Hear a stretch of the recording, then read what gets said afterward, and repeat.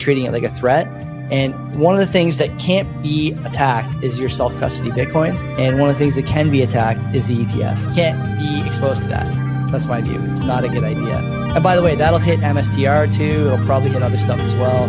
Friends and enemies, welcome back. Canadian Bitcoiners podcast. Friends and enemies, welcome to the CBP. Wanna be better informed? Listen to Len and Joey. Sponsors taken care of right off the top. Bull, Bitcoin, and easy DNS. The media is feeding the slop. It doesn't matter what topics discussed. Quality entertainment and information you can trust.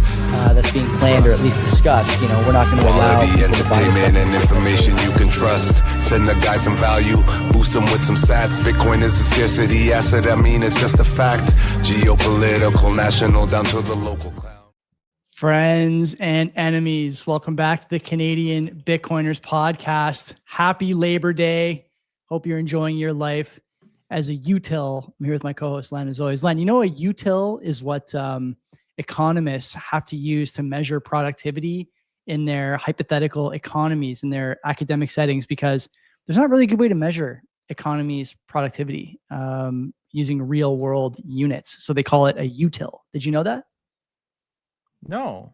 Oh. No, I've never been. Are we going to be described as utils or something? Yeah, me and you are utils. We're producing, or we're util producers. Maybe we're producing utils. We are yielding utils, I think. Do I have to have a new driver's license to reflect this? I don't know. Good question. I'm not sure who we talked to about that, but passport, birth certificate. I need.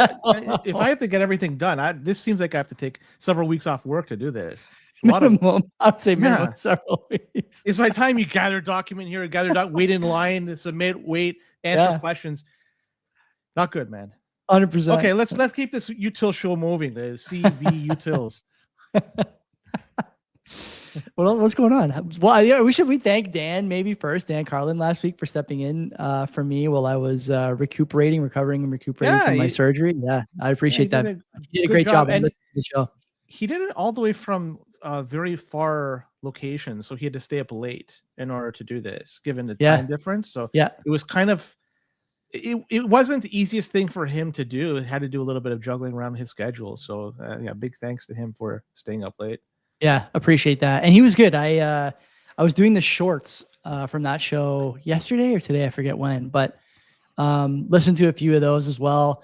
And I will say that, sometimes when we have a second guest that's not you or me, so, if we're doing a co-host gig with someone else or whatever, the shorts are not friendly because you and me have a really good cadence together. I know when you're going hard and you know when I'm going hard, and we let each other kind of get the points in, and the AI that does our shorts likes that. And, when you're going through the shorts to see which ones are worth putting out there, there's a bunch. You and Dan had a bunch too. That's probably the first guest we've had where there was a bunch of good shorts put out. So I'm happy about that. And once again, Dan, thank you. Thing is, too, on top of that, there was the added variable to consider. There was a lag when he finished. I had to predict before he stopped that he's going to stop, and the same thing for vice versa. He had to predict before I stopped. And stuff, because there was a second delay. You and I, because we're so close, there's not much lag, if anything. Right. You and I was a little bit different.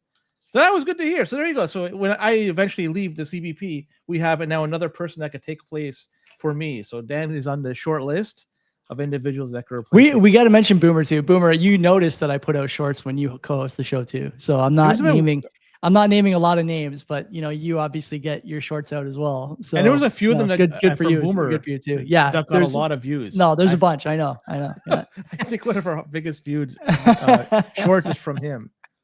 In fact, I love it. Yes. Let's get to the sponsors. EasyDNS. Mark is a friend of the show, friend of Len and I. Friendly neighborhood registrar. Best place for you to host your content. You can buy a domain from Mark. You can port a domain over to EasyDNS. Both of them are easy.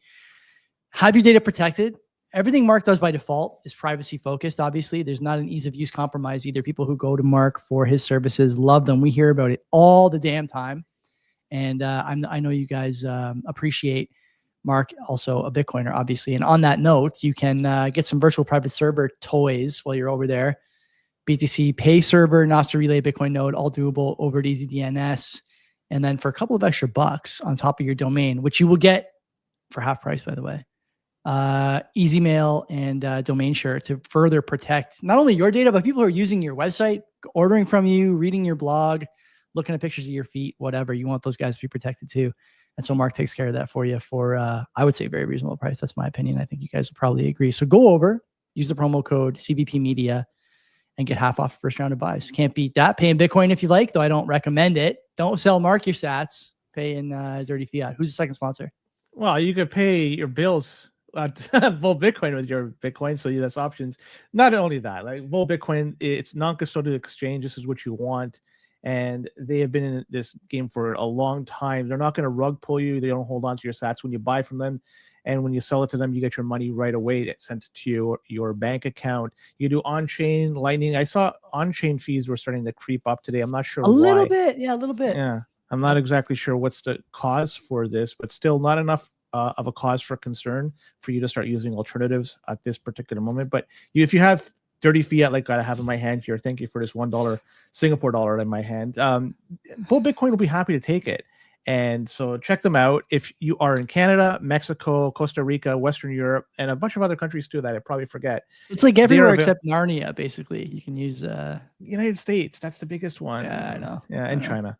But they're not going to ever go to China, I don't think. They got your privacy in mind. They got your account in mind, because when you buy from them, it gets sent directly to the address that you provide them. Check them out. You could pay your bills. You could buy gift cards with Bitcoin. Lots of different options. Best in the game. I use them, and you should too. Amazing. Third sponsor, 256 Heat. Are we doing the 256 Heat read now or before Brampton? No, that's for the Brampton man. We'll save it for Brampton man. I want to note we're also sponsored until the conference by the Canadian Bitcoin Conference. I mentioned Dan earlier, and I am thrilled to be affiliated with these guys yet again. I think though Len has not attended since the first year, I will say that the conference has been improving steadily. I've looked at the list of speakers this year. I've looked at the list of panels. I've made suggestions to Dan and Manuela, as I know a few people who are friends of the show have as well. And I will say, Len, that this year is completely 100% slop free. Great panels, a lot of good Canadians, which I really like. Canada punches above its weight in the Bitcoin space. I think a lot of people would agree with that. And when I was looking over the panel, I was really impressed. And I'm not just saying that because I'm the MC. I'm not just saying that because I get invited to speak or do something every year. Because I got better things to do with my time, honestly, than drive 8 hours or fly 2 hours or whatever it is to Montreal and, spend time away from my wife and my daughter. But I want to do it because I think it's a worthy conference of my time and of yours. So go and get a ticket if you haven't already. We don't even have a promo code. I'm not getting anything for this. I just think you should be attending that conference and meeting fellow Canadian Bitcoiners, because it's what's going to drive the mission forward. So yeah, I wanted to mention that as well. Anything else? Housekeeping boost. Sure. I got one housekeeping thing that I'm going to spring on you here in a second. Yeah. Well, okay. We'll do the boosts. Wartime. He's in this 4 different times.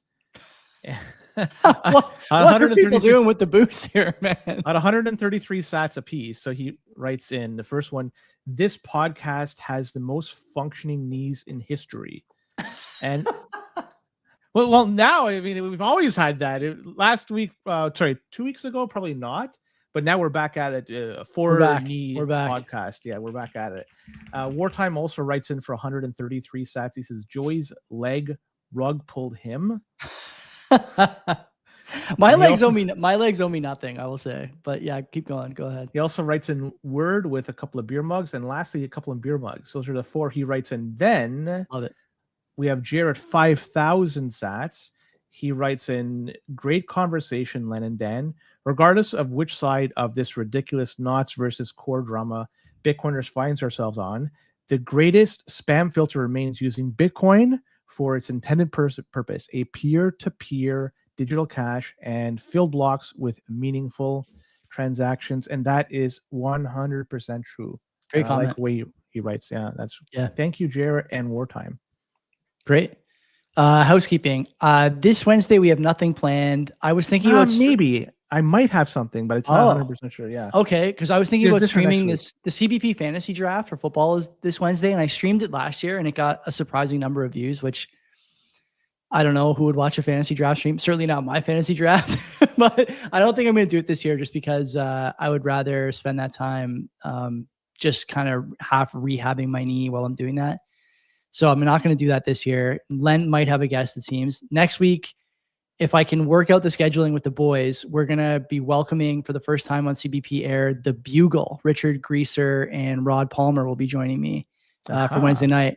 Yeah, Len, you're welcome to join that one too. I don't know how much you listen to the Bugle, but if not, I'll be there. I'm going to try and work it out with them. Yeah, I'm going to try and work it out with them if I can. And if not, then we'll do it another time, because I know it's kind of short notice and everyone's getting back into the swing of things here with work and school. So we're going to do our best to make it happen, but keep an eye out for that in any case. And I released a CBP quick current today for the first time in a while because I was obviously laid up. And so looking at some stuff about US economic data collection in the wake of this BLS termination of the commissioner there, and some other commentary on this show and others about the quality of the data that's being used to set policy, both economic and political, in the United States and other places. So yeah, listen to that. It's kind of, I don't want to say it's a mishmash, but there's a lot of acronyms and a lot of data points in there that I think are important. And maybe the most important thing is the transition that the US is undergoing right now, both because of the availability of certain technologies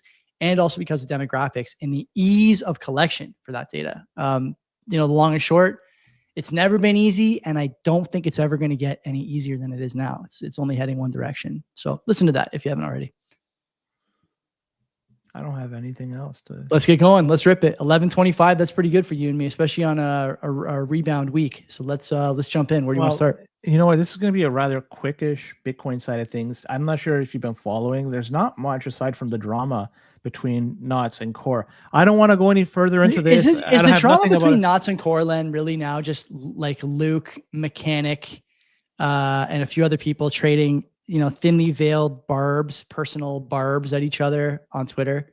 Maybe. Like the case for Core and Knots has been laid out a million times at this point. And don't forget, and whatnot.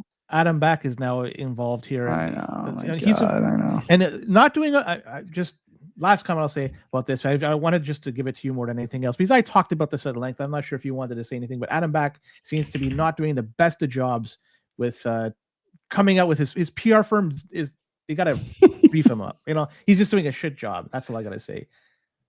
Do you have anything you want to say about this? Because I have nothing to say. This is one of the big things this past couple of weeks, and you weren't here last week. Well, what do you think? What do you think what is the rational?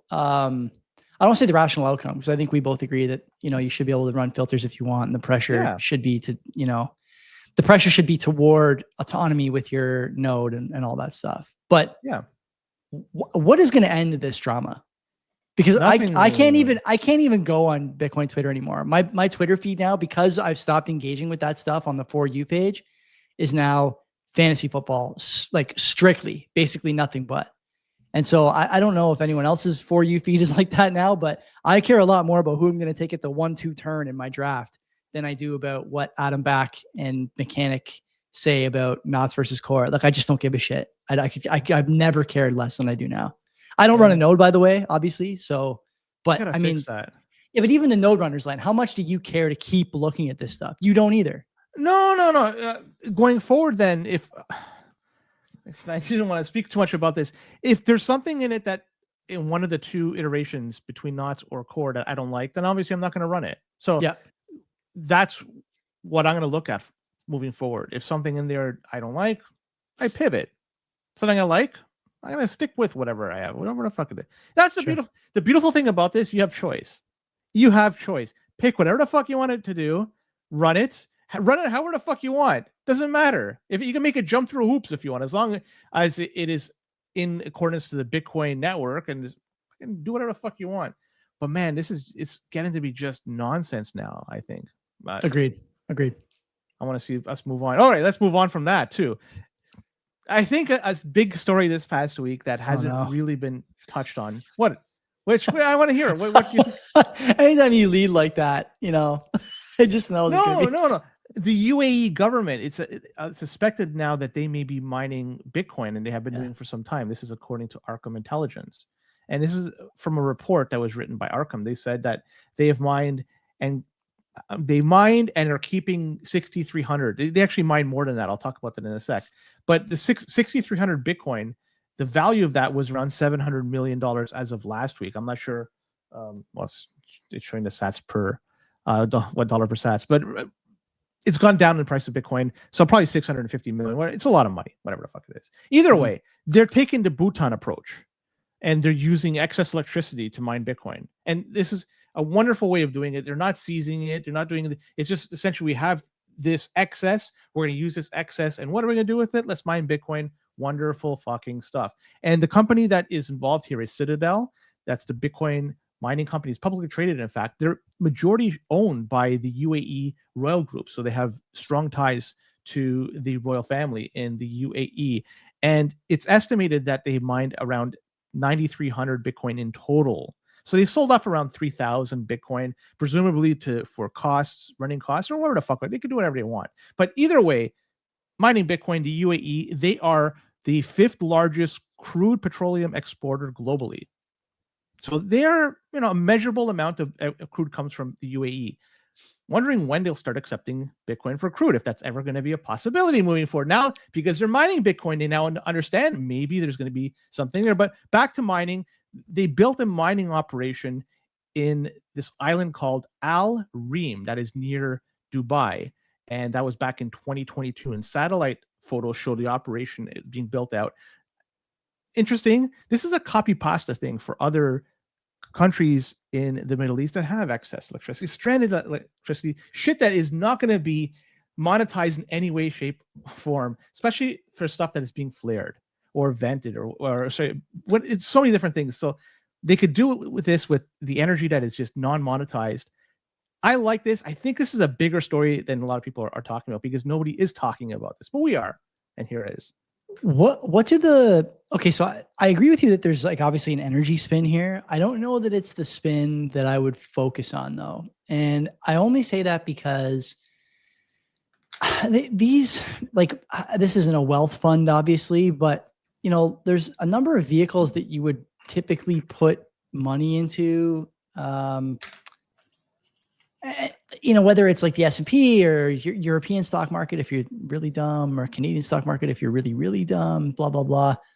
I think that these offices are running out of places to put resources. And so instead of, thinking about how can I spend a couple $100 million on, I don't know, what would you buy? The Qs, NVIDIA, you buy some AI stocks. Why wouldn't they mine? I realize that the cheap energy makes it sort of possible. Like that's the straw that stirs the drink. But I think what's happening here is a lot of governments are looking at tools they once used and relied on, and realize that they no longer can. And I don't want to conflate too much, government with United Arab Emirates royal family. But to me, they're sort of one and the same, especially in that part of the world. And I think that there's a real possibility here that what you're seeing is actually just a move away from traditional financial assets. Like, in the UK, for example, I was tweeting about this today. The long bond, it's undesirable. The US, same thing. You're starting to see rates tick up high, and people are wondering, okay, well, what's going to stop these things from going up? The question is not what's going to stop them from going up. The question is what's going to make those vehicles desirable again. And it's a problem with governance. It's a problem with stability. It's a problem with currency. So I think all those things together point people to Bitcoin, whether they want Bitcoin or not, whether they think it has value or not. I think what the other thing that's happening kind of slowly here is that even if you don't like Bitcoin, the sort of gap between Bitcoin down here, let's say I'm trying to adjust the new camera angle, the Bitcoin down here and everything else up here, as those things get worse, Bitcoin becomes more appealing. And at some point, you have to think about the opportunity cost and not having any Bitcoin if that trend continues to move. I think that's what you're seeing here.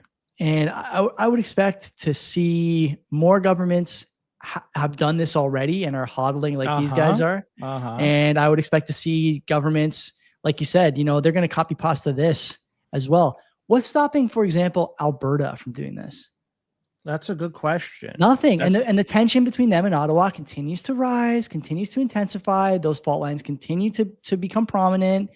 And Parliament's going to come back any day now. They're going to release a budget, and that's going to nuke the currency. The US is printing like crazy. That's going to nuke the currency. And so you have two options, basically commodity money and Bitcoin, right? So it's gold, oil, whatever, and Bitcoin. And to me, it's like having none is bad. The other question I would have, Len, speaking of having none, How much gold and other traditional hard money are these guys holding?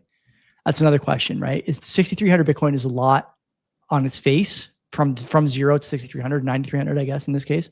That's a lot on its face, but how much is it in the basket of other stuff they've done over the last, say, 2 years? We don't know. The reason why we know this is a publicly traded company, and they were able to figure shit out through analysis on the blockchain. Arkham. Good work by Arkham, obviously. If this is true, some people would probably say this is 100% true. We don't know for certain, but either way, in terms of the Alberta thing, we have upstream data that is located in Alberta, and you figure if anything, they would be, for sure, they have been talking to industry, to government for the last bunch of years. They're all trying to showcase they have those units, those trailers they could just bring on site, and from there you have energy that, or gas can be combusted, turned into energy, mine Bitcoin, and Bob's your uncle. So they've been doing this for some time. So I'm sure there's got to be some operations doing it in Alberta. I'd love to know if anybody has any definitive proof. Send it over our way. I'd love to see it. Yeah. And the copy pasta thing, like I say, other countries are probably doing it because they're not exposed to the markets. They're not publicly traded. They don't have to fucking report on shit. Like if Oman is doing this, what the fuck does Oman have to fucking report? And also it's actually in their best interest not to, right? Yeah, that's a good point. Right. Let's the $5 wrench attack on a national level. Can you imagine what would that look like? It's $1,000 Temu drones. That's what it looks like. Yeah. All right, let's talk about some 2017 level bullshit that's going on, because Google has thrown their name in the L1 blockchain ring. Well, this is so funny. I can't believe this. Fucked up. For people wondering what the fuck do I mean here, it means that Google is doing shit that even I am confused why they're doing it. I think Joey is equally as confused. It's the new Google Cloud Universal Ledger, aka GCUL, and it's a new layer 1 blockchain that is created by the data mining company Google. And what do they want this to be used for? They say it's going to be designed for capital markets and financial institutions. And they did this in a way that is going to keep regulators happy, but also be, as they say, scalable and secure. This sounds like XRP level bullshit to me. And included in this is KYC requirements, because they need this for audit purposes and for regulatory requirements. And any interaction with the layer 1 is done through an API, and there will be a monthly fee associated for it. Of course. So fees, of course. Those gas fees or transaction fees are replaced simply by a monthly. Such a Google way of doing things. And so you have to pay for the API usage and you get free transactions, from what I could tell. They say this could be used to convert traditional assets like commercial bank money, bonds, and securities into programmable tokens. What the fuck is Google thinking of by doing this? It's almost like a different version of XRP, but it's still a steaming pile of shit because it's still highly centralized. Google, they also announced partnership with CME Group. That's a major derivatives exchange. Whatever. If this came out in 2017 and I wasn't really active in this space, only the last month of 2017, I would say, okay, this is par for the course. 2025, what the fuck is Google doing? Yeah. Why are they doing this? What a waste of money. What a waste of time. What a waste of resources. What a waste of everything. I remember when I was 31, I think. I can't remember what year it was. I was either 31 or 32 in the summer. Packing up to leave to drive home from Montreal, August 1st long weekend. And I was listening to an interview on some podcast with David Marcus, the guy who was behind the Libra attempt from Facebook. Basically the same thing as this, by the way, almost identical, right? Non-state, non-political money, in-house layer 1, programmable, partners, institutions, blah, blah, blah. You know, everyone knows the buzzwords, right? Everyone's seen the PowerPoint slides. This was immediately derided by Bitcoiners as stupid and a distraction from Bitcoin and blah, blah, blah, and derided by regulators as illegal. We're not letting you start your own money without us involved. Okay. It's one thing if you want to sell tokens on Diablo 4. It's another thing if you want to sell tokens on Roblox, but non-state money from a $1 trillion company is not an option for us. That's where we draw the line. That's the line in the sand for the government. That was in 2017 or 18. If we look at this response now, in the Bitcoin space, what are we talking about? Me and you were laughing about it. Like, it's not even going to really it's not going to draw my ire the same way it would have 10 years ago. Yeah. But I think in the sort of tech space, we'll call it, or in the private money space, I don't know, what do you call Libra? Something of that nature. That was a stable coin. That was specifically what it's Yeah, designed to be, right? yeah. But like it's sort of the same. The stable coin was on the margins of what it was, right? Functionally, it was private money. And yes. Yeah. And so this is private money controlled by Google. Except now, I think that there's an understanding from governments who will for sure back this, for sure. There's an understanding from governments that we need more surveillance, more opportunity to corral people if they're spending money in ways we don't like, and more opportunity to, put the boot down in a lot of ways on people that are causing problems for the regime. And, I think Google is a great company to invest in, but not a great company to have to have whose boot you would not want on your neck. Okay. I'll put it that way. Google is everywhere. And if you think that private money run by Google, for us, you have to pay the small monthly fee for the pleasure, of course. If you think the small, or if you think the money run by Google is going to be any more free or free of, potentially harassing features, I would just remind you that this is the company who blocked searches on COVID-19. This is the company that will put a COVID-19 tag under this video, maybe if I keep saying it enough times, the vaccines didn't work and they were all nonsense. There's the same company who, when you asked for a picture of the founding fathers, drew 4 black trans guys. Same company who looks through your emails for data, feeds you nothing but ads, like true advertising, an advertising algorithm ghetto. If you think that this is going to be free money, you're nuts. I don't think a lot of people think that, Len. The feeling I have is that people are tired of hearing about this and they just want to have something given to them as the next thing. That's the feeling I get, that they're going to eventually just land on a project they like, whether it's Google or Facebook or whoever. The government's going to back it, and that's going to be the thing people use. Or I'm sending you, pixel bucks or whatever. And I think it's just a matter of wearing people down until that fatigue is so severe that they're apathetic to what's going on in this private money space. I think we might be there now, honestly. And I think we're gonna find out. Yeah, we're gonna find out. They want to put shit on blockchain that things don't need to be put on blockchain. For me, it doesn't make sense. But maybe their shareholders are going to like this. I don't know. Fuck them if they do, and fuck everybody that thinks this is going to make a difference. Okay, so like, and the other thing too, like the idea that you run. So if you go to the post from this guy, the one in Omzi, great name, I think. I don't know, Omar is his name. Why do I need Python smart contracts for private money? Like I don't need all that stuff. Why do I need blockchain? Why do I need why is scalability a feature? Like, it's centralized. I don't need any of that stuff. If you're going to do private money, it just has to work. And this other stuff is like a lot of buzzwords here, no direct end user relationship, USDC activity scattered across multiple chains. Like, I don't believe that. not only do you not believe it, you don't give a shit about it. Like, I also just don't believe it. Like, it truly is like just slop for people who have no idea what the fuck they're getting into. As a Bitcoiner, it doesn't impact you one fucking bit. They could put everything they want. They could put more likely scenario. 5 years from now, your plumber's asking for Bitcoin or asking for Google coin. What's more likely? Bitcoin. I think you're wrong, which is annoying, but it is what it is. But this isn't really Google coin. This is whatever. I mean, Circle coin, Circle Google coin. That is going to be on running this GCUL layer 1 shit. Like, what? It's running on the CUCK layer 1 by yes. Google. That's what people are when they fucking use it. All of them. All right, let's talk about this. So, if you are a 256 heat user, you have one of those heating devices at your home, you're mining for Bitcoin, you likely noticed something this past week with Ocean as a mining pool, because it's a pool of choice for people that use 256heat.com.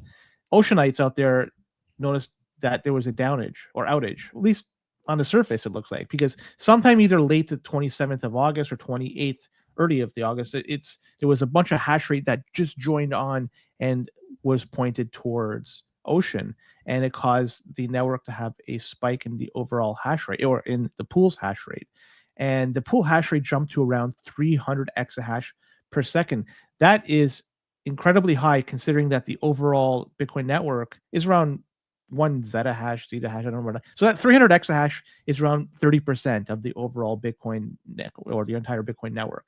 And according to Ocean, when a quick jump like this happened, it triggered a bug which delayed payments. So there was no work that was lost. So people that were using their miners in whatever way you're using it to point towards Ocean, you didn't lose all the work that was done. It just, the payments in sats was just delayed. And either way, the delay was temporary. Payments resumed sometime after that. And we know somebody that mentioned to us this may be a speculated attack towards Ocean. I don't have any information to support this, so I can't really say anything beyond this. But given Luke's stance on a variety of things, and we're talking about filtering spam and shit like that, he probably made a lot of enemies. He has made a lot of enemies along the way. And to the point he lost his Bitcoin because he was running it on, or he was storing it on his fucking on his NES. Every time we talk about this guy, I always forget that happened. I love in a vacuum, if you look at Luke, if this guy came out of nowhere, people say, what the fuck is this guy's all about? Like, you look at him, some of the actions he's done, some of the shit that's happened to him, you'd be like, this guy's fucking nuts. Why are we even listening to him? But either way, given his stance, he's pissed off a lot of people out there. And I'm looking at Marathon, for instance. They probably have a lot of power, a lot of money, a lot of hash rate that's available to them. I'm wondering if they were behind this as a way to try to screw things up with Ocean. But I don't think so. Do you want to talk about, maybe not give away the source, but talk about what the source pointed to as evidence that this was a coordinated attack on the Ocean pool? There was a website, right, that showed... It shows a bunch of different hash rates for a bunch of different pools. And suddenly there was a bunch of drops on major pools, and it just all pumped into Ocean for like an hour. Joey, 300 exahash won't just spin up out of nowhere. It's got to move from one to something else. Yeah. And that's what happened. So was it a coordinated thing? I don't know. It could be one entity that was pointing to a bunch of them. And it's, let's just point to Ocean for it. Like, I'm just looking at a whole different bunch of options that right, could be right. Like Bob Burnett, for instance, he points a lot of his hash rate towards Ocean, but not entirely there. So I would imagine other companies probably do the same. Marathon have their own pool though, so that's the one thing. Yeah. Will we ever see anything on this? Will we ever see it? Well, do we care? I don't know. We were talking to Twan about it when it happened, because we were both like, something's going on with our miners. But, turns out that it was this that was going on in the background. You were able to pick up on that. Yeah, it was the heaters. These heaters, man. These heaters that just mysteriously create sats for people out there. Oh, go figure. That's so weird. It's such a good thing. But we talked about spam. Let's talk about this next topic. And the U.S. government has entered the realm of storing shit on Bitcoin. This is a fucked up story. What is the point? Oh, fuck. Keep going. Yes, sorry. What is the point? Well, let's first lay it out before we go. What is the point? Because this is the Commerce Department. They decided to post their economic data on multiple sources, including Bitcoin. Aside from Bitcoin, this data ended up on Ethereum, Solana, Tron, Avalanche, Stellar, and a few others. Like, what the fuck? The U.S. government are now spammers, right? Like, just by doing this. Sounds like you and me are the same boat. Why? Don't get the fucking move. Publishing anything on any blockchain, be it Bitcoin or whatever, all it means is you fucking paid the fees. It doesn't mean the information is accurate. I could post that I'm Satoshi anywhere I want. Doesn't mean I'm fucking Satoshi. It means I just paid the fucking fees to put that on there. This is not a monumental moment in human history. I'm not going to tell my grandkids where I was when the U.S. government posted this shit on Bitcoin. I don't give a shit about this. Sounds like you don't give a shit about this. This is an embarrassing usage of op return, if you ask me. Why the fuck are they doing this? Isn't the other thing to ask, this same government just said that the data collected is not accurate, and now they're putting that same data on the blockchain? This is the same government, right? Same people? It's sure. It's like, what is going on? Who cares about this? Who cares? Whose idea was this? I don't know. It wasn't fucking Lutnick's idea. Like it wasn't Trump's idea. Whose idea Trump was Jr. it? I fucking that month. He doesn't know anything about this. Whose idea was it? You know whose idea I think it possibly was? The guy behind Bitcoin Magazine. Maybe.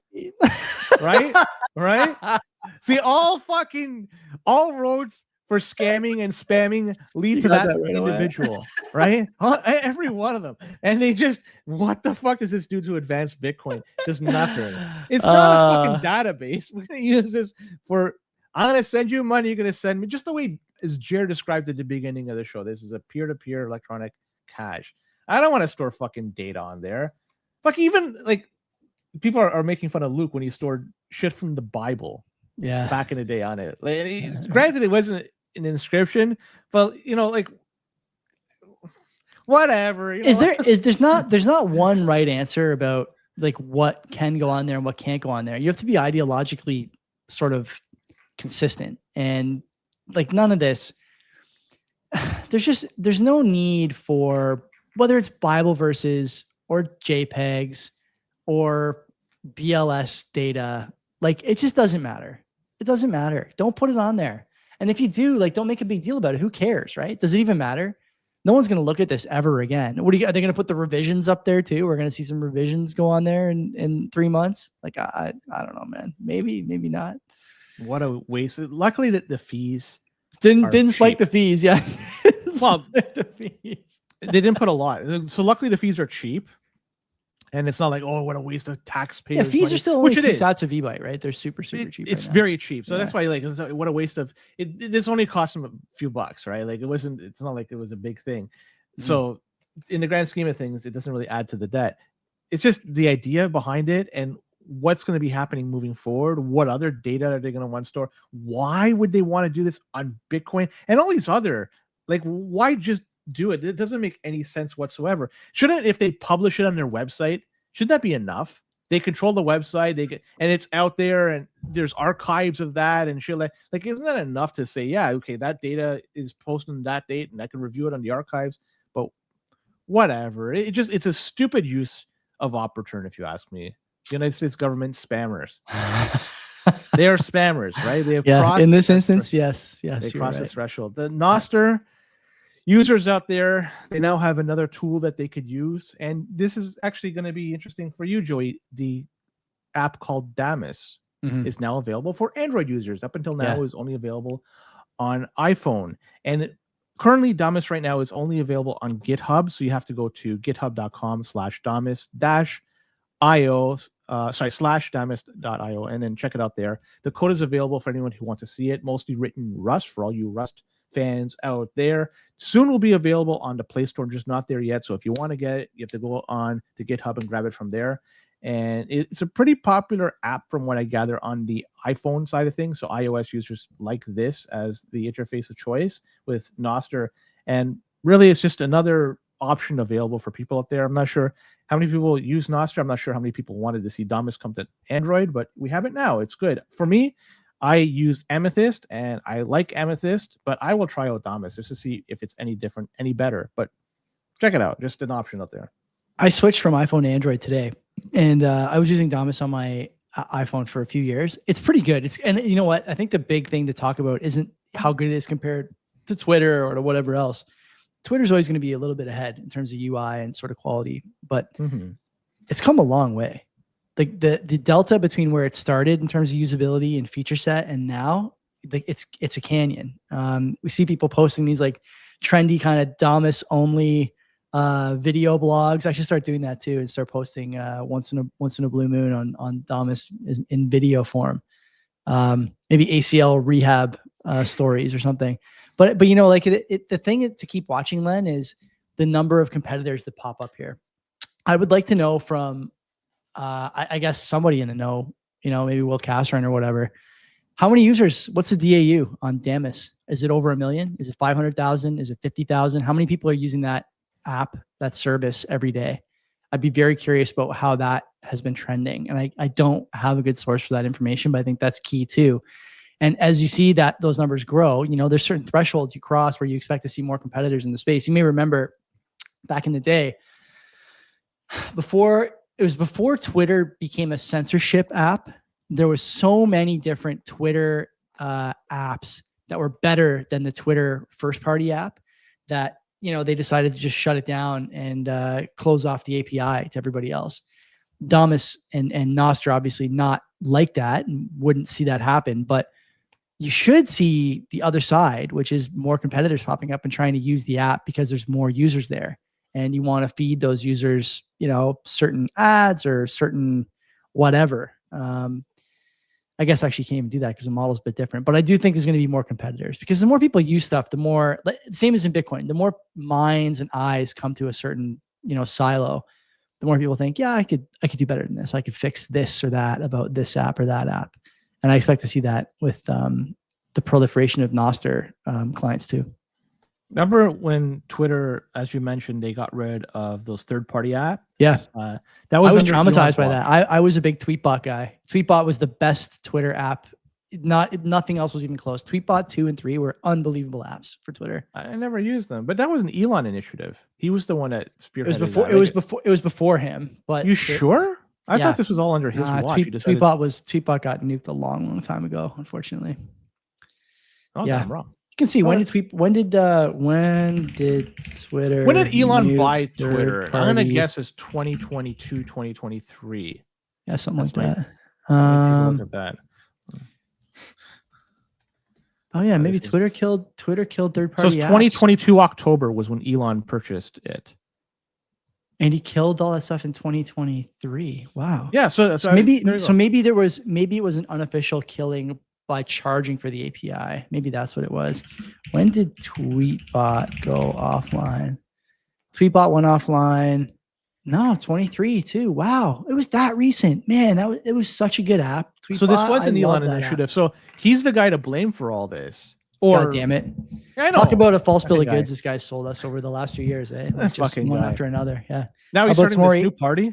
Get some more H1Bs for your new party. Yeah. Bring them in. What's the party name? Make America Great. I don't know. What is it? America First? Indian Programmers Unite. No.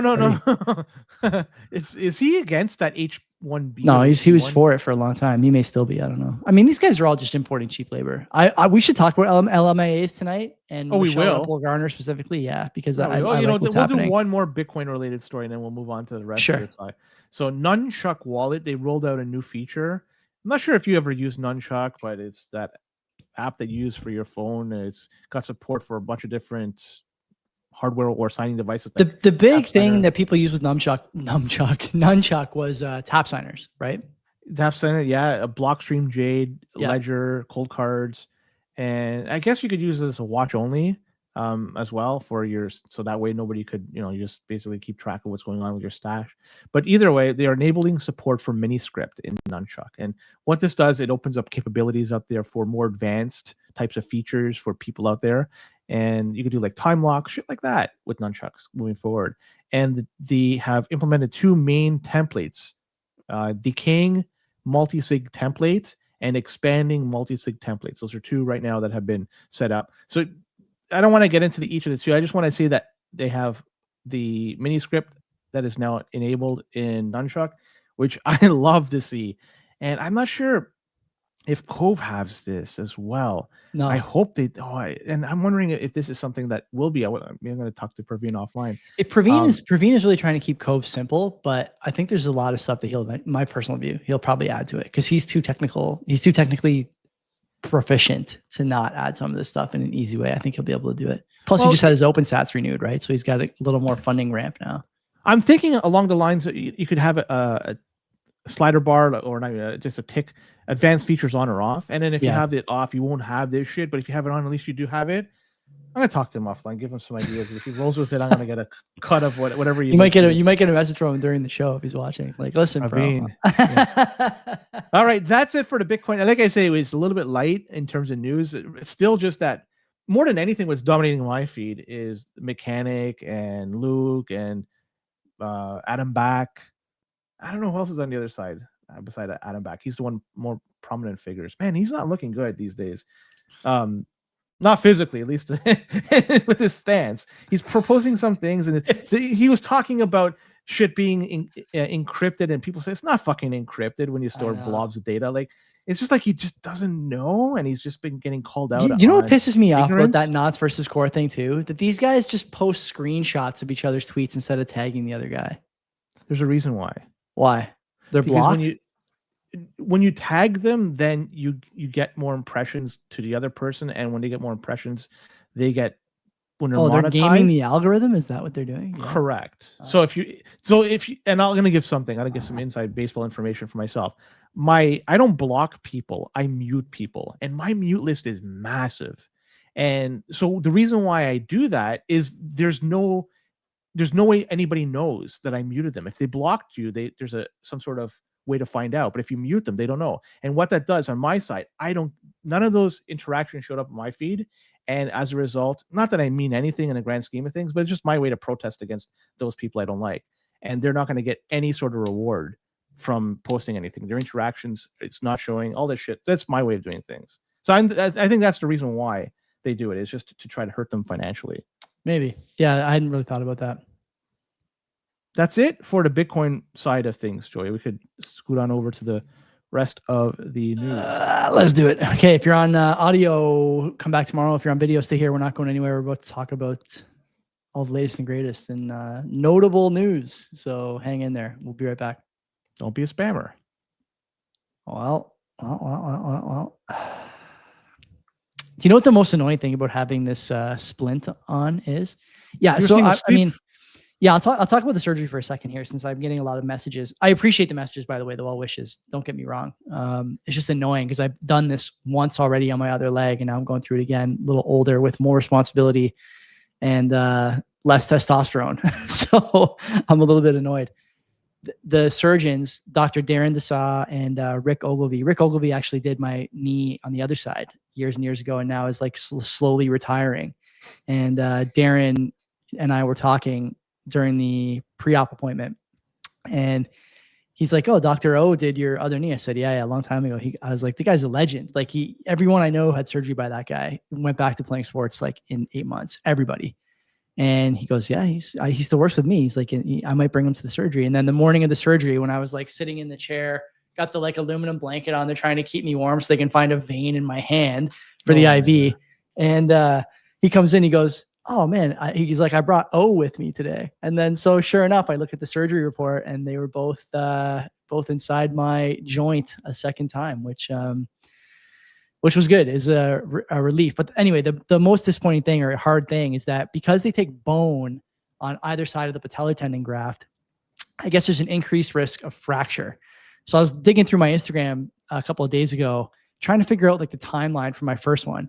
I remember the day after my surgery in 2010 was the Sandy Hook shooting. I remember watching the Sandy Hook shooting live from the couch the day after my ACL surgery. I think that was December 11th or December 10th, 2014 or 2010, I should say. Sorry. And, so you go through those pictures and you can kind of see that after 17 days, I was walking without crutches.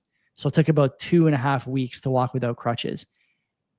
This time I've been, I don't want to say against the advice of the surgeons, but certainly on the margins with the advice, I've been putting weight on the leg and walking with the crutches on, a little bit without, and trying to put weight on it.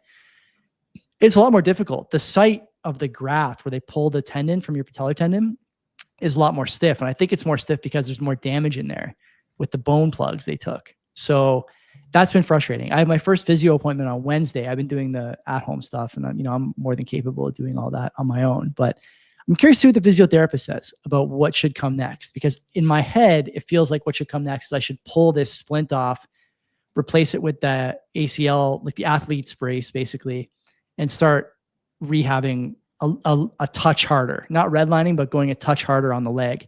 But we'll see what they say. There's so much research on ACLs, Len, but the difference between those first few weeks is huge. In Europe, they don't even put a brace on you, really. They just send you home with the expectation that you will not be working and that you will be moving slowly enough that you won't damage the graft. The graft is pretty good. Like the new ACL is pretty tight right away. So short of like a traumatic, kinetic injury to that site, you're probably not going to tear it, knock on wood. Um, Well, why do they do that in Europe? Is it because it's shitty healthcare, or is it just because they believe that hard the to, patient hard to say. Hard to say. you know what I'm talking about? Well, Like, we don't fucking have enough. So I'll tell you that this time around, I'm in a splint, but not in a cast. The first time I was in a cast for 3 or 4 days. But that was because of different thinking of how to approach it, right? Right, Things have right, changed right. in a few Yeah, years. yeah, It's not like. So what's changed over in Europe? Like, I don't know. I'm gonna ask the I don't doctor about that when I see him next Monday and just say, hey, I've been sitting around doing nothing, checking some You know, research out. the United Kingdom, I saw an interesting stat today. If you take London out of the equation, the UK GDP per capita is below Mississippi. Wow. Because London is very, very, so, you know, the NHS. Isn't National Ontario Health Service- or Canada below Mississippi too? Canada is. Canada has we dropped. That was reported last year heavily, October-ish, by Pierre Poliev. Yeah. So yeah, so I'm not sure. Is that bad? Is that really bad? Hey, it depends. I would say for Canada, it doesn't look good. So to go back to what you were talking about, so I'm wondering if it's just because the healthcare system in some countries in Europe are just not very good, and they're strained. They don't have. So you know what? We're not going to put any more resources towards the. It would seem though that like a splint is like a zero cost thing to keep a patient from needing a second surgery, right? I guess I'm not sure. I never undergone. I'm not sure. This. Len, I'm not sure either. I don't want to say that I'm sure, but I'm not sure either. So yeah. There we go. Anything else? I showered for the first time alone today. Is that too much information? My wife helped me shower a couple of days ago. It was not the kind of before that was sponge. Not the kind of couple shower I'm used to. I'll tell you that. Was it sponge until then or no? I didn't have a shower until Thursday, maybe last week. Get the kiddie pool in the backyard. Just dunk yourself in that and just do. It's pretty brutal. It's pretty brutal. The other thing I said to my wife too is that the first time through, I didn't really need any heavy painkillers. Like they give you oxys and all this other stuff. I didn't really need them though. This time I took oxys 3 nights in a row because the pain was so rough in my knee. Yeah. And it was it day surgery in and out same day? In and out. Yeah. I was in at 11:30, home at 4. And last time you went through this, same deal? Same thing. No? Same thing. Yeah. Wow. Okay. Yeah. Okay. It's outpatient surgery. As long as you can manage the nausea, like you'll be okay. I don't remember really the ride home. I was still pretty out of it, but Kenzie's been great. I mean, Kenzie's always great, but I could not imagine doing this without her. It would just be so fucking hard, especially with a little one. And like, she's absolutely killing it, which I actually gave her a nice gift today that I know she appreciates, but not as much as I appreciate the ability to just, sit around and rehab this thing properly and not worry about have to trade something stuff. For, you see, like online people that are renting out their places, they're offering not just for receiving money, but also some sort of everything else on top of that. They're looking for females to do some stuff, right? So, right, like you could do that as well. So maybe let's make a trade, right? Like I need you take care of me and rent here, and I'll lay the pipe. Yeah, sure. Yeah. All right. All right. You want to talk about Canada being the Wild West or no? I think we should talk about an ill-timed tweet from Minister Sean Fraser. Could not have been worse timing for that. Even like today, like. We could overlook like a lot of things out there, but things we shouldn't is like the unlawful use of firearms that took place in Muskoka, right? The people out there were culturally enriched because they were showed off how the use of weapons in what the OPP describes as a careless and unsafe manner. That's one way to put it. Yeah, sure. Well, that's according to Bracebridge OPP, and I quoted that direct. And we shouldn't even overlook the shooting in Hamilton this past weekend, where 80 plus shots were fired, and thugs, 3 of them were hit. And if you ask me, if I was playing Call of Duty, that's a pretty shitty accuracy rating. You're not going to be a highly ranked COD player going 3 hits on 80 shots. Yeah, it's going to be tough for you. Your skill-based matchmaking is going to have you in a lot of easy lobbies. What about in Brampton? You saw the image, the video footage of those 2 guys shooting up that guy's house. How are they? They're shooting like one hand. Okay, like it's Grand Theft Auto. That's not. I've never shot a gun, but I'd imagine that's not. Have, Joey. I don't think that's how you shoot. That's not how you shoot, right? Yeah. And this is the way I learned it. And granted, it was 2 hands in a gun, fucking stable, and you brace yourself, right? You get ready. The one hand, like that GTA style, like Right. Especially if it's a bigger gun, like that thing is just going to fuck you up. Yeah. Anyways, those guys, that was done a few weeks ago, right? But also, let's not even overlook this. Remember that guy that drove on a sidewalk to avoid traffic in Brampton, right? Which guy? Which guy? There's videos of that every 3 days coming out of Brampton. Well, whatever. This is there's one in particular I'm talking about. I didn't realize there was so many of them, but no, you should talk about like the beautiful things about Canada, like the stuff that maybe you can't visit forest in Nova Scotia, for instance, right? Unless because fire respects heritage, right? Because unless you're native. If you're native, right, you can go you wherever can you carry want. some sort of status card, and fire respects your heritage, so you could go inside there. But no. Anyways, GDP is shrinking too, right? We were talking about this as part of the wild, wild west, and it's enough that we've potentially entered a recession territory, right? And unless they redefine it, of course, but in traditional sense, it looks like we're already there. But I'm not an economist. What the fuck do I know? We have this trade war going on, right? The wild, wild west, but elbows are no longer up. It looks like they're down. Household savings continue to be eroded. If you look at quarter over quarter, they go down. Wages are stagnant. Productivity is suffering. And then we're peer pressure to buy Canadian, right? You're peer pressure not to drive around, don't use your cars. And at the same time, you're watching people jet off to Europe multiple fucking times for summer photo op. And I see this, and okay, we're not in the Wild West. Sure, if you want to say that, that's fine. And what about the raping and pillaging of something? We were trending towards greatness as a country, right? But now, at best, you could find solitude in leaving urban areas and going to a very remote area and try to live your life like that. That's the best you could do these days in Canada. And it's fucking worse though. Like the people that made this happen, they ruined it. It's the pandering opposition guy. He's part of it. The guy that was in it for the pension, he's in it. The guy that created division because you can't go to fucking Christmas dinner with your family, but you go to the Caribbean islands. These are the guys that are doing it. Then you got the guy that's flying. That guy? I forgot about that guy. Then Ford going to the cottage at the same time. You can't. Then you have this guy going to fucking Europe many times with his buddies. And you know what? This guy hates Bitcoin, by the way, so it's all the more reason why you want to buy it. All you got to say is it is the Wild West, and you got to make plans. And if you don't make plans, you are screwed. But if you make plans, at least you have something prepared for if indeed you have to execute it. Sorry. If you don't have anything, you're fucked. If you have something, at least you have something. Like there's enough evidence to support that things are going to be trending in the wrong direction for a long time. Do something about it. If you don't, I can't fucking tell you anymore. GTFO, man. GTFO. The big thing for me, there's a few of them, but the ones that stick out are pretty unpopular dinner time discussion topics. And so it's a good thing we're not at dinner right now. We can talk about them. There's clearly a gap in IQ between the people coming over from India, Africa, these other countries. Like there's clearly a gap in IQ between these people and Canadians that were here before 2020, 2014, 2015, whatever. They are committing sex crimes. They are harassing women. They are religious zealots. They are protesting Bronze Age conflicts that drag on today, thousands of miles away in streets in our neighborhoods.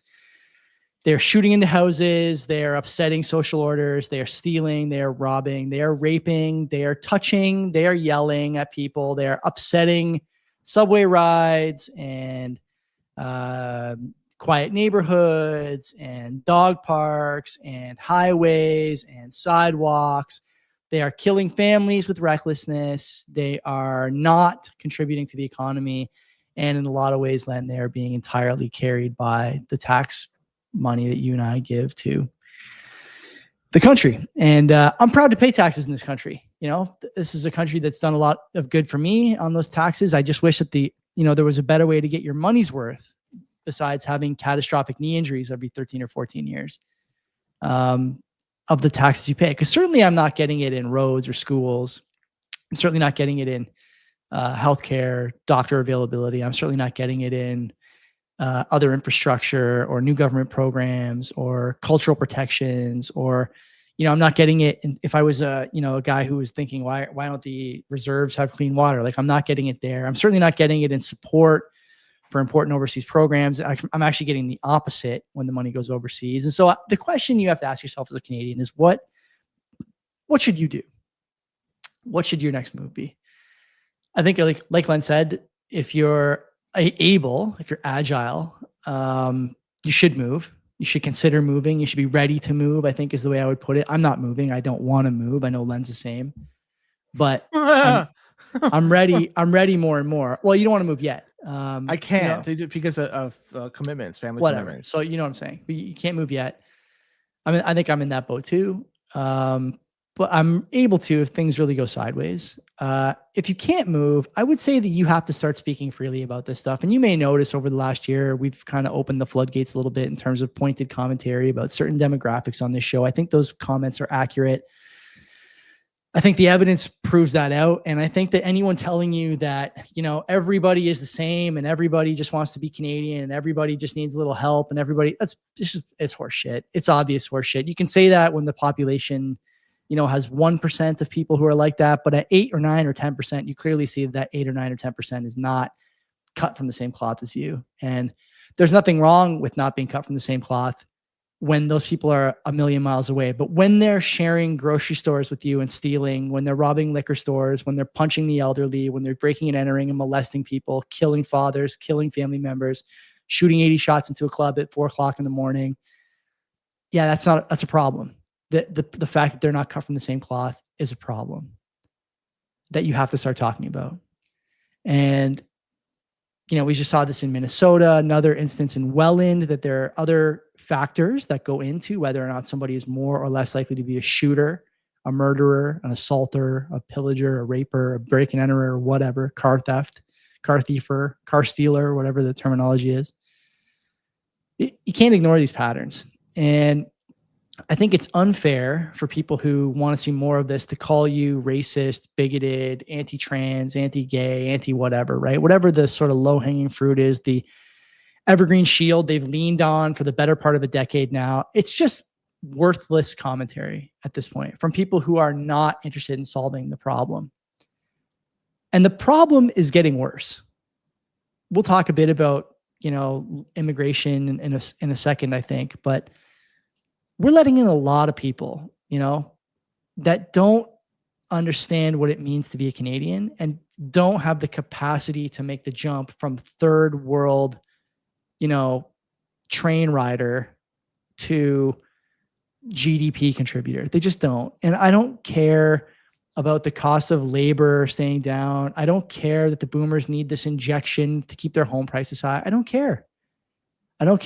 There's no cost that's worth, or no benefit, I should say, that's worth destroying the culture. And we're getting close now. Like, people in Toronto, they got to be feeling the heat. You got killings there all the time. That's a liberal stronghold. You can go out to places like St. Catharines, Welland, Brampton, Burlington, Oakville. You're starting to see it more and more. Of course I saw. Yeah, the break and enter guy. Yeah. That guy doesn't think born with a schlong and doesn't think he's the gender that he was born as. There's and then for people unaware, he went there, broken and molested a 4-year-old, choked and molested. It was a 5-year-old. Not that it makes a big difference. Anything. The 4-year-old was in Vaughan, by the way. I'm not sure if you heard about that one, but and apparently the child needed medical assistance. Of course. Right. And when you do that to somebody that's 5, they mentally, for the rest of their life, they're screwed up. They're not going to look at people the same. Like, come on. And the one in Vaughan was a 4-year-old that watched their father. This guy shot him twice in the chest. Yeah. And killed him. And there's no penalty harsh enough for that, right? And I do appreciate that now you're starting to see papers name judges who are letting these guys go. But it's not enough. You're at the point where you have to bring back guillotines in the town square, public hangings, public execute. You're there now, I think. And you could say, Joey, that's harsh. It's too chaotic. It's too Bronze Age. This isn't, a movie where everything gets better when you start killing people in public. I kind of think it is, actually. I kind of think it is. I kind of think that if you're serious about guns being illegal, that people who have guns illegally should be killed. I'm kind of the opinion that if you don't want people raping kids, then people who rape kids should be killed. I'm kind of the opinion that if you don't want people breaking into houses and killing fathers who try and defend their family, then you should kill people that you catch doing that stuff. You should kill them. You should stream it. You should run it in a theater. You should do whatever. But you have to hang on a sec. You have to make an example of these people. Because if you don't, inevitably, your quiet neighborhood will become less than quiet. It's happening everywhere. I went to school in St. Catharines. No one even knows how to get to Welland. Okay? No one even knows how to get there. And there's guys there breaking into houses and molesting children. Like you can't keep ignoring the things in front of you in the name of your politics. You have no God except your own safety. This happened 30 years ago too. Remember Chrétien got his house broken into? Yeah. Right? And people are saying, what doesn't happen to politicians? Our fucking prime minister had his house broken into. They don't allow protesting in front of politicians' houses now, right? Not anymore. When people protest in front of Anita Anand's house after she closes her office, the Twitter liberati get on there and they go, oh, this should be the untouchable rail here. You can't go to a politician's personal residence. Why the fuck not? The criminals fucking kick the door down at ours. Why can't I hold a sign in front of yours? That's the obvious answer.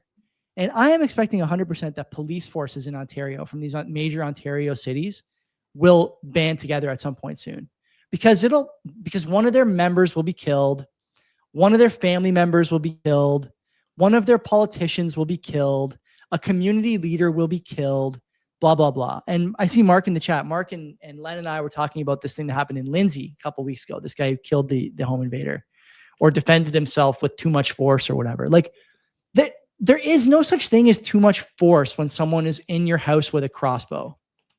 Like the only threshold is too little force. Like, is the guy dead or is he still a threat? That's the answer. Because as we talked about before, okay, the idea that you can just call the police and they show up is no longer a reality, especially out there. So 100%. So when you have a guy in your house, so when you have a guy in your house with a crossbow and you reach for a kitchen knife and swing a few times and connect, you have better dexterity than he does.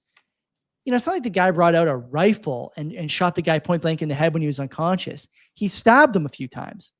The guy had a crossbow. He broke into your house. You have a family. What is the level of threat that guy represents? The level of threat is danger to your life. Like that. So as soon as someone breaches my front door, okay, 100%, I'm killing them. I'm killing 100%. Them. Now, this is wonderful. The rant is good. The anger is good. The passion is fantastic. But what happens moving forward? That's the question. Now, people in the chat saying, it doesn't end well. Mark saying incentives have to change. The question I have is it salvageable?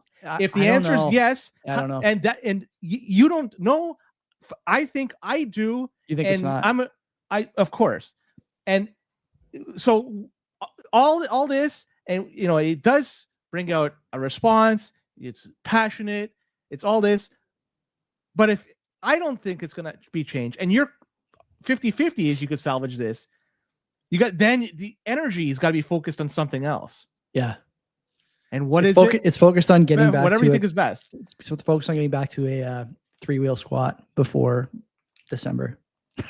That's where my focus is. It's good focus. No, but in all seriousness, like that, there's more to it, right? What is the rationale for people who still don't have a weapon in their house or aren't taking care of themselves physically? Like, you have to be able to overpower one of these people if they come into your home, right? But they could come with force. They could come with weapons. They could. With multiple. And so you got to have a weapon too. You have to. So all you're doing is then they're presenting a problem, and you're trying to combat that problem, which can never be solved. And the amazing thing is that the police are so quick to release these guys. Multiple offenses, as Mark pointed out. Why? This fella. I just don't know. I don't know, and that's the thing that really bothers me. What is there's no sensible rationale to release a guy who's a multi-time home invader, armed intruder, multi-time child molester, multi-time sexual harasser, They're brought there's no before a rationale. judge, right? Yeah. Is that the way it works? Is after you do it, crime, depending on the severity of crime, you're brought before the judge, and then they would then make a decision. Okay, you could go out.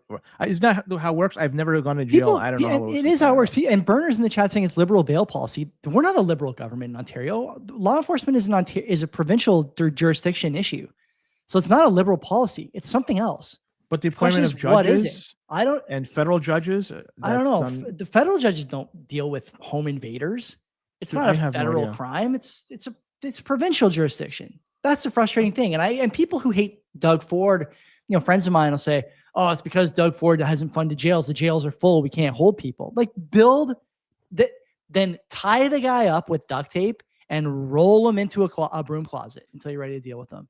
Like, we can't keep living by the problem is you have these rules where the rules only work in societies that are like based around majority order.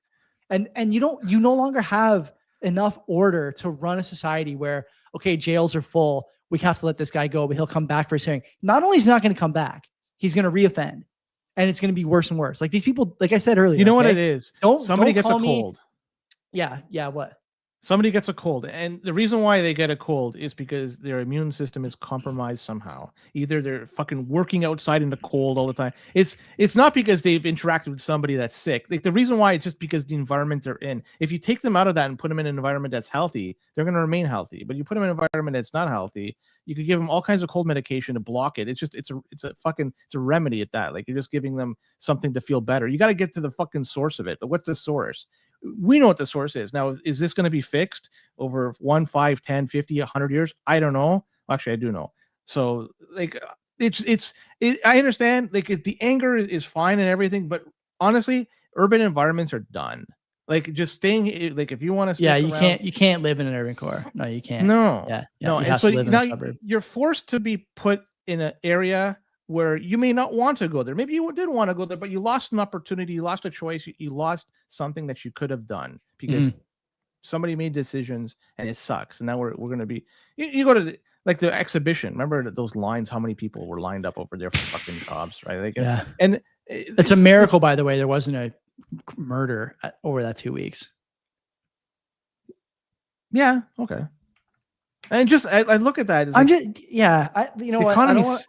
And it's, when the economy doesn't do well, people look at other ways of making money. I disagree with this. And I said this about Ukrainians coming over here, and I'll say it again. Like, if you're a loser where you came from, you're going to be a loser where you land. It has nothing to do with the economy. The soil's not magic, like I always say. Oh, 100%. People, by the way, like, calling me a racist. I'm not you're an idiot, okay? I have tons of black friends, tons of Indian friends, tons of Chinese friends. I got friends from all stripes, all colors, all creeds, but they're Canadians. Some of them have been Canadians for 5 years. Some of them have been Canadians for 50 years, but they're Canadians, okay? I retweeted a video last week of an Indian guy, truck driver, talking about the sort of lack of governance in licensing with trucks. Like, that guy, his name is probably Gurpreet Singh or something, okay? But you can tell that guy is a good Canadian boy by the way he fucking wields a dart and the way he talks about what's going on in Canada. That's a Canadian, okay? When that guy says he wants to have a few drinks, he says, I'm going to have 4 beer. He doesn't say, I'm going to have a few beers. He says, I'm going to do 4 beer today. That guy is a Canadian, man. It doesn't matter what color his skin is.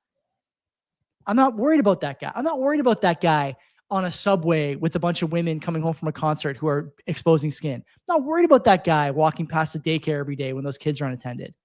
I'm not worried about that. But I am worried about the guys who come here from places that glorify rape, glorify child abuse, glorify human trafficking. There wasn't human trafficking warnings at the fucking en routes on the 401 10 years ago. What changed? At some point, you have to say the unpopular thing, and it's that immigrants are causing problems. It's just not debatable anymore. We used to have a system that was points-based system. Yeah. And I'm not sure if we still have that anymore. But that points-based system, it was able to vet people that would come here as permanent residents. Yeah. And you have to meet a certain standard. So you get points for education, you get points for language, you get points for, gosh, I forget what it was, but like essentially like it assessed your ability to come here and to become a productive member of society. Yeah. And it was basically the likelihood of you becoming and not being a burden of, but just being an addition to society, the economy, and so forth. I'm not sure if we do that anymore. If we do that point The system, point system has changed quite a bit. It's changed quite a bit.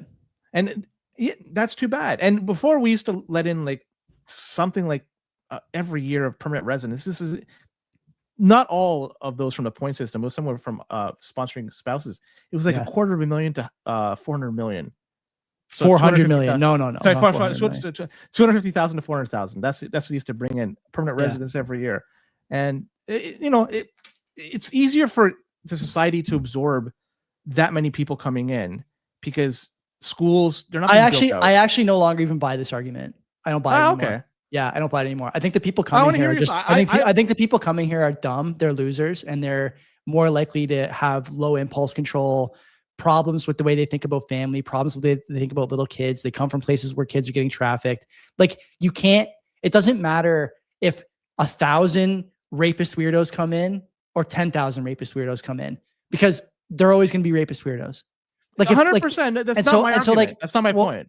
It sounds like you're saying if you import less people, then they have a chance to assimilate. With the points system being in place, with having that vetting system of vetting people to come in under a certain criteria and then limiting those numbers, you can't have that point system and bring in 20 million people. Yeah. Even though like they meet the points, the system can't handle that. And you can't have that point system and over a long enough period of time, bring in zero people in the country because the country over time will just disintegrate because you're not producing enough people here. I actually don't buy that argument either, but yeah, go ahead. So then let's play this out. Hypothetically, close the borders. It stays at zero. Yeah. Is that feasible for 50 years, 100 years? The population goes down for a bit, but it'll rebound. It'll rebound because other things will balance out. Like urban sprawl will balance out. Cost of living will balance out. Wages will balance out. If suddenly you can't pay an Indian guy $36 an hour, like shout out to Michelle Rempel-Garner, who has just recently realized that the LMIA maps online from the Reddit crowd are so easy to use. And it's easy to see what businesses are hiring people and what they're paying. Like people in Burlington, I think, paying mechanics $36 an hour and they got to go LMIA. No, that's a lie. And the reason it's a lie is because they don't want to pay the wage. So they get the government to subsidize the wage. They bring in an Indian. The guy doesn't know what the fuck he's doing. He's foreign trained, whatever. Like those are the wrong people to bring in. I know, but I'm saying you got to bring in value. You got to bring in nobody for a while. You got to bring in nobody for a while, and you got to let wages catch up. Okay, for a little. I'm with you, but you don't do it forever. So what Canada has always been built on from the beginning. My parents came here. You have in your background people like for sure. My grandparents are immigrants. Yeah, all of them. Yeah, and a lot of people, if you go back, the majority of people are like that. And so that's the way Canada was built, and it worked. And it worked because people came here, they contributed, and it just fucking worked. Mm-hmm. That's where you have to try to get towards, to strive to get to that system again. I hate to say it, Len. I hate to say it. I gotta interrupt you. I hate to say it, but like the Italian, German, Polish, Ukrainian immigrants from the 50s are they're better quality people than what we're letting in now. That's all there is to it. Like those are better quality people. And 20 years ago, they're better quality people too. Yeah, they're better quality people too. And 20 years ago, the majority of people coming to Canada were from India. Yeah, for sure they were. Yeah, I believe that. Yeah, I believe that. Then it's not where they come from. It's the type of individuals you're driving. I say India because they're the most predominant, sort of immigrant class now. But no, I mean, everyone knows that Indians from 15 years ago who came here, like they're legitimately engineers, doctors. The anesthesiologist who came out to see me at my surgery, I could barely understand a word he said. He was Indian. Barely understood a word he said. My surgeon, Darren Desa, Indian guy. Okay, look him up. Yeah, like I don't have a problem with these people are very competent if they came from a certain class of immigration, right? A certain what would you call it? I don't know. Like an era of immigration. Yeah, of course these people are bright. I mean, you and me went to school in Southern Ontario. How many black guys, Indian guys, Chinese guys did you grow up with? A bunch. A bunch. And university, I just have to say, Same thing. Dominated. Same thing. Dominated Same thing. by Asian students. Yeah. Dominated. Like, it's not fair to call people who say that immigration is a problem because we're letting the dumbest people in from the worst part of the world. It's not fair to call me a racist. It's not fair. And I think a lot of people are realizing this, and that defense mechanism from the left is falling flat, and they know that. And by the way, do you know how they know it's falling flat? If you look at what's going on in the UK, for example, and what will happen here about this, like, you know, online harms act nonsense. We got to patrol what people say to protect people from harmful speech and whatnot. It's going to be about poor policy, guys. It's going to be about poor policy. You know, they don't want you talking about how it's obvious what's going on because they don't want you to notice or talk about it. They'd rather you just shut the fuck up, let the wages stay down, keep pumping real estate prices, keep letting businesses hire cheap labor. Just do your fucking job. You're a util. You're a util, not a man, not a woman. It's a raping and pillaging. So what it is, it's too much was borrowed on the past of what was been built, and that's now depleted. There's nothing in the bank left, and now it's what's left to do. Let's borrow from the future to maintain. That's too bad, and it ruins this fucking system. So, and not only are you just making things generally worse, but you're absolutely fucking torpedoing the economy. In UK, go ahead. Yeah. No, just say what you're saying. I just want to. There's a stat that I saw today from a college in, I think, I gotta see where. Anderson College. No, it's not Anderson College. It is called College? No. It's here. Canadore College. I don't know where it is. It is right next to an Indian restaurant. Canadore College. Find out where that is. Is it double D door? No, Canadore, like D-O-R-E. Canadore College. And Canadore College, which shares a wall with an Indian restaurant. Where is it? That's in North Bay. Okay. Has graduated. You know how many people they've graduated over the last like 4 years? I can't even have, because this number I'm looking at is going to skew my number. Guess what number? 15,000. 45,000 people they've graduated. Okay. Now, before you go any further, I just want to say something. According to this is probably, I don't know if this is right, but the first thing that shows up, the students right now that are enrolled in that school is 2,500 students, 25 full-time. It's a room. It's a room next to an Indian restaurant. Like, they're not even trying to hide it. And so when the government's like, yeah, no, we want to get immigration under control. Like, fuck you do, man. Look around. No, according to this, it's actually a campus. Like, there's more. It's a sprawling campus. Yeah, sure. Yeah, sure. How many more campuses do you think they got? Well, I'm going to assume just the one in North Bay. I don't see anything else. So, like, I'm looking at it from an aerial point of view. Like, there's a number of buildings. 2,500. Yeah, one of them is an Indian restaurant. Like, whatever. I don't want to talk about this for too much longer because I've already said enough things that are going to show up in an HR meeting one day. But it's just obvious there's a problem. And I'm so sick of anyone who disagrees with you. And by the way, they're never as well informed. They never have the data. They've never looked at the TER tier program in Canada. They've never looked at the point system. They've never looked at the immigration versus created jobs since 2020. They've never looked at any of it. They don't understand that immigration is not the same as bringing in high grade talent for tech jobs, right? They don't understand that every LMIA is not a tech job that no Canadian could do. They don't understand that because they haven't looked, and it interferes with their political biases. I'm so sick of those people telling me I'm a racist or a xenophobe. Fuck you. Fuck you. Your entire life, even though you don't admit it, is starting to be based around how far away you can get from these people. You know, I said to Mark and you the other day, you're entering into a point now where there's no more third spaces. Third spaces are critical for like social development for kids. Third spaces is basically where else do you go to hang out and be social with your peers besides your home and your school? You need a third place. Well, if all those third places are dangerous or overrun with people who don't speak your language, have no interest in learning it, they don't share your culture, they're running over your culture, the problems will persist if you don't start speaking honestly about it. And I want people to start speaking honestly about it. I expect them to do it. But unfortunately, let them, man. Hey, I know where you're going. I know where you're going, and I'm with you, man. 100%. It's just, you know, energy's got to be shit. Spent. It's shit. Yeah, 100%. 100. Energy's got to be spent the right way because you don't have an infinite amount of energy. Yeah. And as long as you spend it properly to ensure that you have the brightest future for yourself and your family, that's what really counts. So. Yeah. you want to talk about LMIAs? Fuck, of course. Why not? Little- Let's keep going down this road here. My armpits are fucking sweating after that last segment. Let's keep going. Why not? Well, I'm just be very brief about this because apparently that they were supposed to be capped at 82,000 for the year 2025. Reports indicate that 105,000 people under LMIAs have already entered, and that was done by the midway point of 2025. So if you prorate that, that's going to be 210,000 people coming this year. And yeah, man, all this points to is the lines, as I mentioned, like the X lines, for instance, that's going to be even longer next year because you're going to have more people.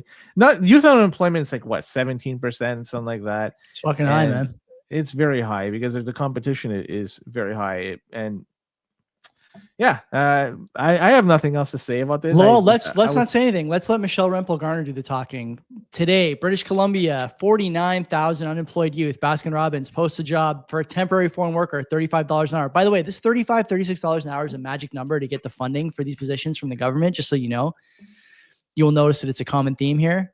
Let's keep moving. Where's her next LMIA? Here we go. Kingston unemployment rate, 6.8%. Ontario youth unemployment, 16%. Canadian Tire in Kingston wants to fill a job with a temporary foreign worker for $42.78 an hour, and the Liberals are going to let them. Follow for more daily updates. Very interesting. Alberta companies ordered to repay almost 165,000 temporary foreign workers. Go figure. Just claim. Let's keep going. Let's keep going. going. Ontario youth unemployment 16%, almost 200,000 unemployed, but a Subway in Brampton wants to fill a job with a temporary foreign worker at $36.10 an hour. Any guesses on what the manager at that Subway's last name is? I will promise you it's not Teague or Carter. That's for sure. Let's keep going. We can keep moving here through the LMIA posts. Let's see. Michelle, where's your next post? Michelle, right here. Edmonton unemployment, Alberta youth unemployment, 20%. Edmonton youth unemployment or overall unemployment about 8%. Edo Japan hiring a temporary foreign worker for $36 an hour. While the Globe and Mail posts, the summer funk isn't over yet for young jobless Canadians. Wonder why. Very interesting stuff. Here's another one. Vancouver unemployment, 7.1%. BC youth unemployment up at 12%. But a place called Fatburger hiring a temporary foreign worker for $34.65 an hour.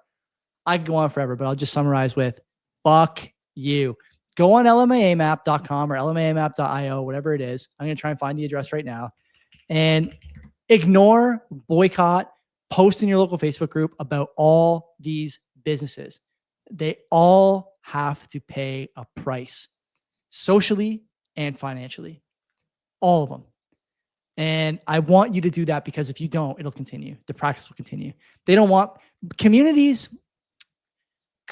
don't want to see foreign workers serving burgers. Communities don't want to see foreign workers mixing coffees. Communities don't want to see foreign workers waiting tables. They want to see kids from their neighborhood, their neighbors, their friends, people who go to their church, people that go to their gym, people their kids play sports with, et cetera, et cetera, et cetera. That's what they want to see. And rightfully so. Those jobs are for local kids, not for a guy from India to come over and steal a job under the guise of we couldn't find anybody. Fuck you. Fuck you. Joey, the banks are also complicit in a way too. I'm not sure if you saw this, but like I'll use the RBC bank for example here. They're offering newcomers to Canada some special conditions for Fuck when they them hire. too. So them too. RBC, for example, they have a special offer for new Canadians. Get up to 12% cash back for the first 3 months if you sign up for an RBC MasterCard. And you also could get up to 15,000 credit card with a no monthly fee banking for a year. Do you have a month bank account? Of course I do. It's like $30 fucking. So yeah, so there's lots of advantages. If you're an international student, they have the $0 monthly fee bank account for international students. It's a great way to start banking with RBC. And can I see the institution list there? Is there an institution list for that? RBC would be it. No. How are they defining international student? What school do you have to be enrolled at? It sure as shit isn't McMaster, Waterloo, or Western. You know, they even it's Canada College next to Modern India Buffet in fucking North Bay.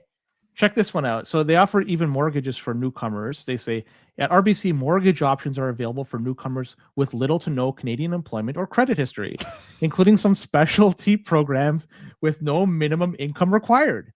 So I'm looking at Tell this. me again. Tell me Nobody again really- how they're not juicing the real estate market. Tell me again. Are we fucking serious here? Why are those people not in So- jail? Guillotines, okay, hangings. I love this. Bring them back. What are we waiting for? So What- let me, I what- just want to repeat. What else is going to teach them the lesson? I just want to repeat. You don't have to By have. the way, their loan loss provisions, all the big banks, loan loss provisions, rising all the time. They're ready for a wipeout, but they just keep giving cheap credit to people who are undeserving. Like what? Why? Why? Yep, there we go. So that's it for the newcomers. And it's not just them. Check the other banks out. They might have. So if you're a newcomer, that's maybe one way you could really just milk the system, so to speak. Fuck. Get one for It gets me so riled up. $12,000. It really does get me riled up. Go to the next one, get another 12K, and go to the next one. Just fucking rack it up and go home and call it a day. Socialize those losses, man. Oh my God. Socialize all right, it's 1:30 in. It's been a while. We have more to talk about, but I think it's just Let's do one more. Let's do one more. Why not? Let's do that. Well, let's talk about the Hamilton versus Brampton man story. Brought to you by 256 Heat, where you can heat your yeah. home and get paid to do it. Are you running a heater over behind you? I'm running Because it I right can't now. hear Yeah, it. It's running right now. Wow, it's quiet. Much to my wife's chagrin, it never stops running. I can't hear. That's an awfully quiet unit you have. It there, is. so you can It's have hot the in same here. room. It's hot in here. I'll tell you that. The window's open, but it's a little too warm. That's why I take my sweatshirt off. It's still technically summer. Hey, you know It what? feels It's like it. cheap power today, so I got it running hot, so it's loud, but you guys obviously can't hear it. And I would say that's a good sign. Yeah. So talk to Twan. A couple of you guys or one of you guys already bought one or is looking at buying one, which is great. But it's going to be cold in the winter. And for me in my basement, like this is going to be perfect. I'm not going to have to run my HVAC super hot to heat this basement, which is really nice.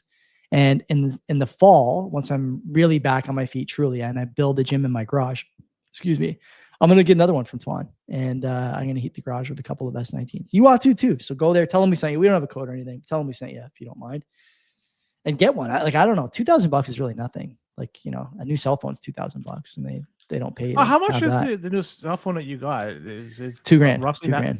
Yeah. Wow. Yeah. Okay. I bought my Been a wife while one since- too. My wife's got a Pro Pixel 10 Pro. That was about $1,400, I think. Very good. Yeah. All right. So we got two stories here. We have the Hamilton versus the Brampton man. And for people out there, you could play at home. You could take a guess as to which story is which. And Joey, you've been pretty good lately at figuring out. I don't think I've missed yet. I might be like 4 for 4 or something, 3 for 3. Let's see if you could continue with this streak. So first story we have is a large quantity of porn was stolen during a break-in, and Xbox games, tools, hats, and other things were also nabbed. Ontario Provincial Police, they were looking for a large stash of porn that was stolen from a house. Investigators say they got a call from the theft around 2:25 in the morning, and they say that an unknown person or group of people broke in and stole a large quantity of pornographic material, Xbox games, hats, and more. And it said this constable was saying the first time in his career that he's ever seen a large quantity of pornographic material reported stolen. And the police couldn't immediately say what medium they were talking about, whether it was magazines, DVDs, or whatever, but it was stolen nonetheless.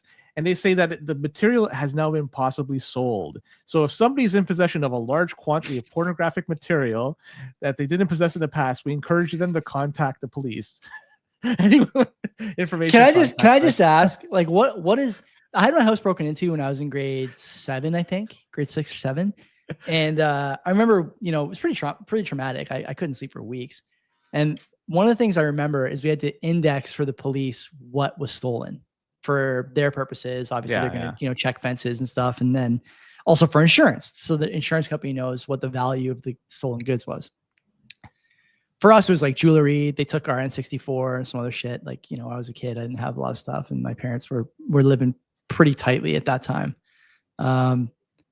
How would you tell the police what pornos were stolen? It would be like, yeah, listen, I lost also some digital media or some physical media. Okay, sir, what did you lose? Oil spills, volume 1 through 4. Debbie does Dallas, Debbie does New Orleans, Debbie does Detroit, Debbie does Washington, Debbie does Texas. Those are gone. Also, horny co-eds 1 through 9 were stolen as well. Like, how do you tell the police that? Do you tell them the names, or you just say, I lost physical media totaling $1,000 in value? I don't know. It looks like in this case, this guy itemized it, so he knew what was in his collection. Pervert, true pervert. He fucking knew it, and the police were dumbfounded. So like autistic perverts unite. So you have that. We have the stolen porn. Okay. From the first story. The second story, we have 2 men were charged in a prolific $300,000 LCBO theft ring. Ooh. And police charged 2 men in connection with a series of organized retail thefts. They were targeting LCBO locations across the region, estimated total of $300,000 in losses. They say this particular theft ring primarily targeted LCBO locations within the area, and most locations were targeted numerous times. Imagine that. Police noted that the actual number of LCBO locations that were targeted is unknown due to the high volume of theft by these two. And they laid a total of 35 charges against these 2 individuals. And on top of that, after arresting them and everything, both parties were already out on bail on similar charges on this investigation. So these guys were already out there. That's a giveaway. We got a giveaway there. So we have now the Hamilton and Brampton stories. Which one is which? We have the pornos versus the LCBO. Which is which? Give me porno in Hamilton, liquor store in Brampton. Yes, you are good. You are good, yeah. man. Hell yeah. How old are those stories? The Brampton one was recent. Okay. I could tell you exactly when. When you said the guy was out on a repeat offense, obvious he's probably June 2025 was okay. And the 2 people in charge are Anuj Kumar, 25 years old. I fucking nailed it. And Sumar Preet Singh, 29 years old. Fucking nailed it. And the other one was from Hamilton, was from a few years ago. So the media thing is great. That's a great find by you. I actually think I might start cutting these up and putting them on YouTube separately, like Hamilton Man or Brampton Man. I think it's a good good engagement farming. We'll be able to attract a whole load of people. Yeah, it'll be a different audience, I think. People will be looking for my address. So yeah, I hope you enjoyed this segment of the Hamilton versus Brampton Man, brought to you by 256heat.com. Eat your home. Eat your home and get paid for it. Yeah, but don't steal no pornos. Leave them at the fucking pervert's house.